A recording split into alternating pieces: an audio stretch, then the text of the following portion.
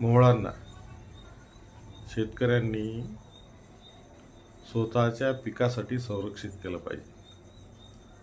असे मोहळ जे असतात छोटे लागलेले, या छोट्या मोहळांना शेतकऱ्यांनी स्वतः राखलं पाहिजे आणि जे इतर किंवा आपण स्वतः आहे त्यांना तोडून मधमाशांचं नुकसान करून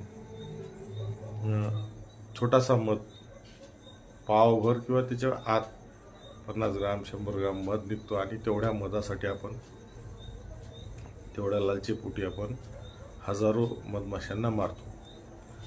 बरं, आपण एवढाच विचार करू की फक्त मधमाशांनाच मारतोय का? नाही, तर या मधमाशा ह्या पॉलिनेटर आहेत. तुम्ही जे पीक घेणार आहात, हरभरा, तूर, काही इतर येथील मोहरी, अनेक प्रकारची पिकं तुम्ही घेता,